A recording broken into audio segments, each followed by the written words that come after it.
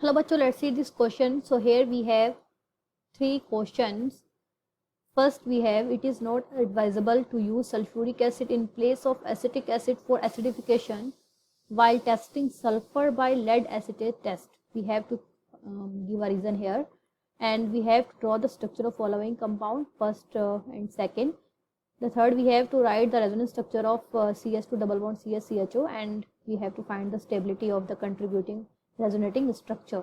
So one by one we will solve all the question. For A part, we will use the key concept here. Sulfur test by lead acetate. ठीक है, तो इसके लिए lead acetate क्या हुआ, CS3CO whole twice Pb. तो इसकी reaction करवाई जाती है सोडियम एक्सट्रैक्ट के साथ. जो बनता है आपका कोई कंपाउंड में सल्फर है, उसकी रिएक्शन NaOH से करवाई जाती है, तो हमें सोडियम एक्सट्रैक्ट मिलता है. ये है सोडियम एक्सट्रैक्ट.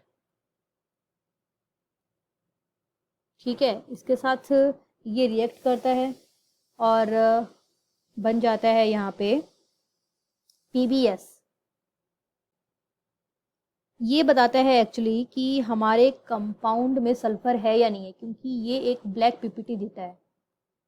अगर हम लैब में रिएक्शन कर रहे हैं तो हमारे टेस्ट ट्यूब में एक ब्लैक पीपीटी बन जाएगी. वो ब्लैक पीपीटी किसकी वजह से है, ये PbS की वजह से है.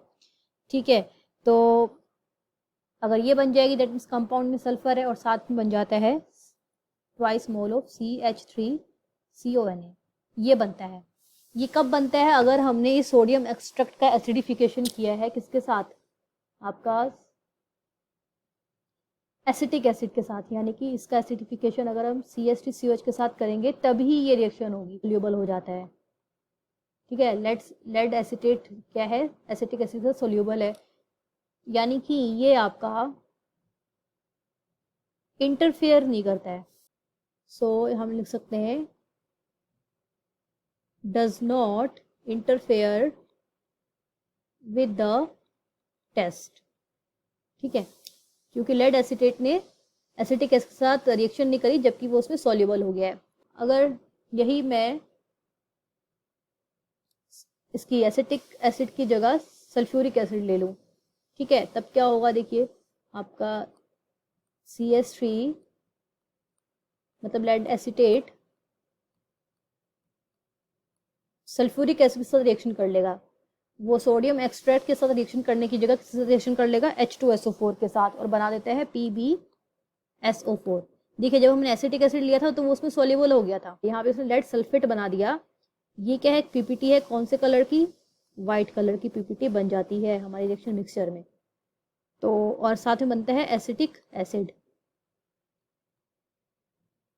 ठीक है, अब ये व्हाइट पीपीटी बन गई. बनना क्या चाहिए था, ब्लैक पीपीटी बनना चाहिए था. ये PbS बनना चाहिए था, क्योंकि इसने सोडियम एक्सट्रैक्ट के साथ रिएक्शन ना करके सल्फ्यूरिक के साथ रिएक्शन कर ली.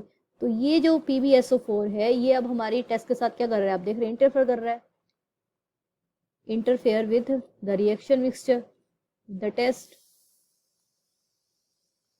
Interfere with the test. अब ये बता ही नहीं पाएगा कि हमारे कंपाउंड में सल्फर है या नहीं. तो इसीलिए सल्फर डिटेक्शन के लिए हम सोडियम एक्सट्रैक्ट का एसिडिफिकेशन एसिटिक एसिड के साथ करते हैं, ना कि सल्फ्यूरिक एसिड के साथ. अब बी पार्ट देखते हैं. तो देखिए, बी पार्ट में की कंसेप्ट क्या लग जाएगा, structure of compound according to the IUPAC name.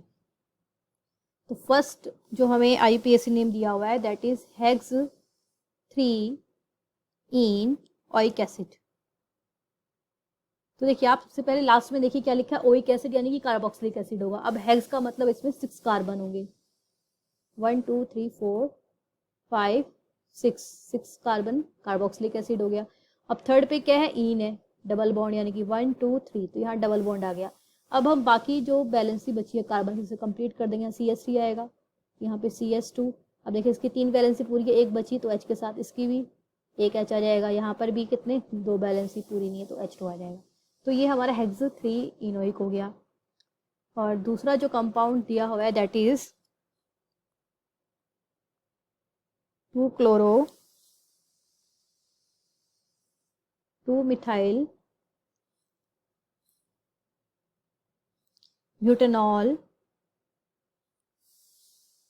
1, butane 1 all है या ब्यूटेनॉल 1 भी कर सकते हैं इसको, ब्यूटेन 1 ऑल। तो देखिए ब्यूटेन का मतलब क्या हो गया कि इसमें आपके कितने कार्बन होंगे, 4 कार्बन होंगे, 1 2 3 4। और ऑल का मतलब हाइड्रोक्सी ग्रुप होगा, कौन सी पोजीशन पे दिया हुआ है, फर्स्ट पोजीशन पे दिया हुआ है। अब 1 2 सेकंड पे क्या है, क्लोरीन है, सेकंड पे कौन है, मिथाइल है, बाकी बची बैलेंस पूरी कर लेंगे।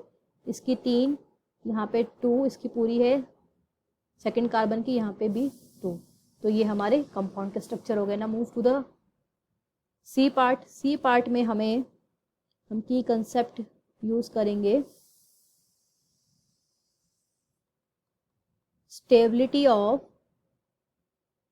Resonating structure. तो देखिए हमें कंपाउंड जो दिया हुआ है जिसका हमें रेजोनेटिंग स्ट्रक्चर ड्रॉ करना है that is CH2 double bond CH C double bond OH। तो देखिए रेजोनेंस के लिए हम जो इलेक्ट्रॉन विड्रॉइंग ग्रुप है उसकी तरफ पहले इलेक्ट्रॉन्स का मूवमेंट हुआ। तो ऑक्सीजन क्या है, यहाँ पे इलेक्ट्रोनेगेटिव एटम है, देन कार्बन और हाइड्रोजन। तो पहले इलेक्ट्रॉन इसकी तरफ मूव होंगे, यानी कि ये बॉन्ड यहाँ शिफ्ट हो जाएगा और ये पाई इलेक्ट्रॉन ऑक्सीजन की तरफ शिफ्ट हो जाएंगे। तो रेजोनेंस के लिए डबल हेडेड एरो यूज करते हैं। तो यहाँ CH2, अब देखिए यहाँ से इसके जो पाई बॉन्ड है वो दूसरे कार्बन पे शिफ्ट हो गया है, तो इस पे पॉजिटिव चार्ज आ जाएगा, यहाँ सिंगल बॉन्ड, यहाँ CH, यहाँ डबल बॉन्ड बन जाएगा अब, और इस ऑक्सीजन पे नेगेटिव चार्ज, और यहाँ पे H। अब देखिए थर्ड रेजोनेंस स्ट्रक्चर क्या बन सकता है। देखिए अब मैंने मूवमेंट इसका ऑक्सीजन की तरफ किया था, अगर मूवमेंट कार्बन की तरफ हो जाएगा तो CH2 पे इस पे नेगेटिव आ जाएगा, और यहाँ पे CH, यहाँ पे डबल बॉन्ड, यहाँ पे ऑक्सीजन पे अब पॉजिटिव आ जाएगा। ठीक है, यानी कि अब मूवमेंट आपका लेफ्ट साइड हुआ है फर्स्ट स्ट्रक्चर में। पहले सेकंड स्ट्रक्चर जब बना तब मूवमेंट किस तरफ था, ऑक्सीजन की तरफ, और जब थर्ड स्ट्रक्चर बना तब मूवमेंट किसकी तरफ था, लेफ्ट साइड में। ये हो गया। अब हमने देखना है ये फर्स्ट सेकंड थर्ड में कि सबसे स्टेबल रेजोनेटिंग स्ट्रक्चर कौन सा है। तो आप हमेशा ध्यान रखिए जो न्यूट्रल, ये क्या है, न्यूट्रल स्पीसीज है, क्योंकि आप किसी भी एटम पे देखिए कोई चार्ज नहीं है ना, तो ये न्यूट्रल हो गया। और सेकंड और ये दोनों कैसी हैं, ये आयनिक स्पीसीज है। आयनिक है ना भाई, आपको कार्बन और ऑक्सीजन पे चार्ज दिखाई दे रहे हैं यहाँ पे, तो ये आयनिक स्पीसीज हो गई। न्यूट्रल स्पीसीज है तो यानी कि आपका हर एटम का, each atom have complete octet, hydrogen को छोड़ देंगे क्योंकि हाइड्रोजन में सिर्फ 2 इलेक्ट्रॉन आ सकते हैं उसके आउटरमोस्ट इलेक्ट्रॉन में, ऑर्बिटल में। तो यहाँ कार्बन और ऑक्सीजन का ऑक्टेट कंप्लीट है, न्यूट्रल स्पीसीज है, तो आपकी ये मोस्ट स्टेबल होगी। ये क्या होगी, मोस्ट स्टेबल। ठीक है, क्योंकि कोई भी आयनिक स्पीसीज अपने चार्ज को दूर करना चाहती है, अपने आप को न्यूट्रलाइज करना चाहती है, स्टेबल करना चाहती है, इलेक्ट्रॉन गेन करके या इलेक्ट्रॉन रिमूव करके। अब सेकंड में देखिए, आपको पता है कार्बन और ऑक्सीजन में, ऑक्सीजन क्या होती है, मोर इलेक्ट्रो नेगेटिव एटम होती है।